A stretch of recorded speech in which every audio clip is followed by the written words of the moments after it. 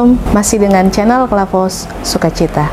Saya akan membagikan kebenaran firman dan mari kita berdoa sebelum kita membaca, mendengar, dan merenungkan firman. Ya Tuhan Yesus Kristus, Tuhan dan Juru Selamat kehidupan kami akan membaca kebenaran firman-Mu. Tuntun kami dengan kuasa Roh Kudus, agar kami memahami kehendak Tuhan melalui penyingkapan-Mu. Amin. Firman Tuhan terbaca dalam Ayub pasal 10 ayat 8 dan ayatnya yang ke-9.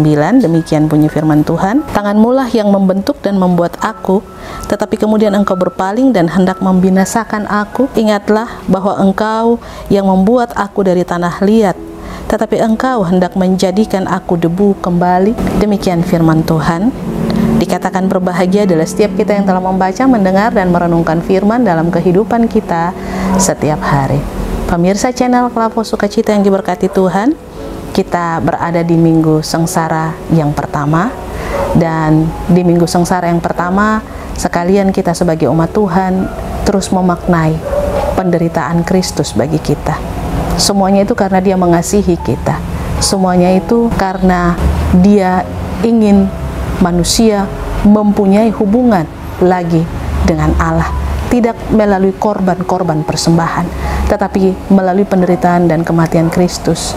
Darahnya tercurah bagi kita, maka kita berkomunikasi dengan Allah secara langsung. Kita tidak lagi lewati berbagai-bagai hal yang kemudian membuat kita berjumpa dengan Allah harus melalui ini dan itu.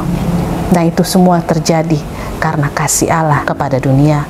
Dan dengan demikian kasih itu pun juga mengutus anaknya yang tunggal, Yesus Kristus, ke dalam dunia ini. Hari ini kita membaca tentang bagaimana penderitaan yang dialami oleh Ayub. Kesetiaannya kepada Allah tidak diragukan, tetapi harus dan perlu teruji. Apakah kesetiaan itu karena dia berada di dalam keadaan yang baik-baik saja? Apakah kesetiaan itu karena dia berada dalam kondisi ekonomi yang baik? Apakah kesetiaan itu karena dia memiliki harta yang berlimpah? Nah, itu dipertanyakan. Sehingga iman seseorang atau keyakinan seseorang kepada Allah jangan hanya bergantung karena kondisi ekonominya, karena kehidupannya, karena segala sesuatu dalam hidupnya berjalan secara sempurna dan baik. Kita belajar dari Ayub bagaimana dia ditempa, dia dibentuk oleh Allah melalui penderitaan, melalui kesengsaraan yang Tuhan izinkan dia harus alami dalam kehidupan. Dan dengan demikian, dari apa yang dialami oleh Ayub di hari ini lewat bacaan kita, Ayub bertanya kepada Tuhan, tangan-Mu lah yang membentuk dan membuat aku, tetapi kemudian Engkau berpaling dan hendak membinasakan aku. Ayub bertanya kepada Allah, ingatlah bahwa Engkau yang membuat aku dari tanah liat, tetapi Engkau hendak menjadikan aku debu kembali. Atas setiap penderitaan yang dialami oleh seseorang, terkadang kita akan bertanya kepada Tuhan, apa maksud Tuhan melakukan semuanya ini kepada kita? Apa maksud Tuhan lewat penderitaan-penderitaan ini bagi kita? Apakah Tuhan sedang menghukum ataukah Tuhan hendak membinasakan? Hal ini pun yang ditanyakan oleh Ayub kepada Tuhan. Apakah Engkau hendak membinasakan aku? Di ayatnya yang ke-8. Dan kemudian apakah Engkau hendak menjadikan aku debu kembali? Nah, ini Ayub pertanyakan karena beratnya penderitaan yang dia alami dalam kehidupannya.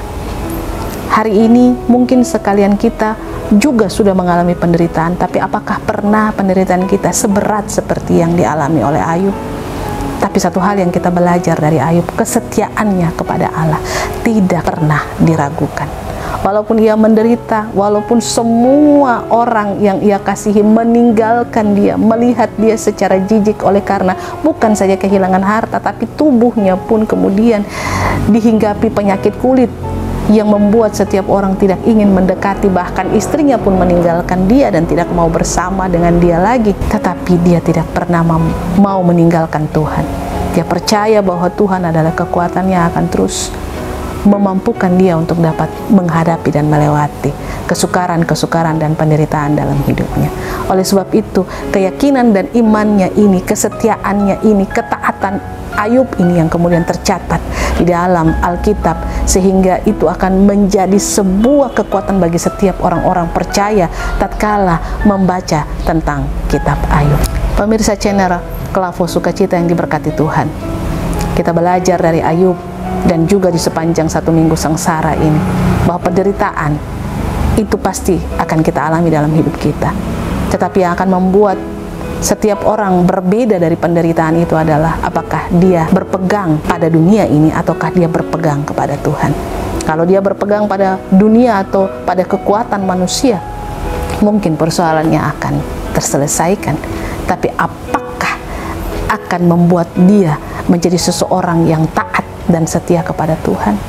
Tetapi kalau pegangannya itu kepada Tuhan, persoalan itu akan kita hadapi, lewati, lalui.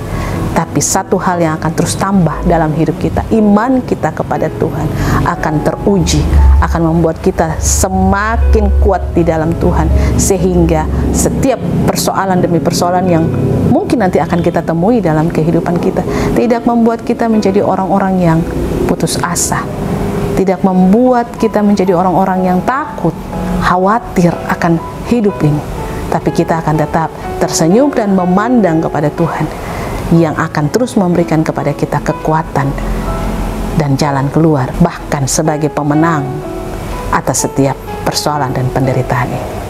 Tuhan memberkati kita, kiranya firman ini menjadi kekuatan untuk kita dalam menapaki hari-hari hidup di sepanjang minggu sengsara pertama ini, tapi pun juga sepanjang hari-hari kehidupan kita. Mari kita berdoa. Bapa di sorga, terima kasih atas kebenaran firman di hari ini. Terus berkati kami sehingga kami tidak menjadi orang-orang gampangan yang hanya datang kepada Tuhan kalau keadaan kami baik-baik saja, atau hanya datang kepada Tuhan ketika persoalan dan masalah, tetapi apabila itu terus berlarut-larut dalam hidup kami, maka kami meninggalkan Tuhan dan kami kemudian mau berpegang kepada kekuatan-kekuatan dunia. Tapi biarlah Tuhan kami tetap terus teguh, sehingga baik masalah, baik tantangan, baik penderitaan tidak akan pernah mengambil iman kami, perhatian kami, pengharapan kami kepada Kristus. Terpujilah namamu ya Tuhan, kini dan selamanya. Amin. Shalom. Tuhan berkati.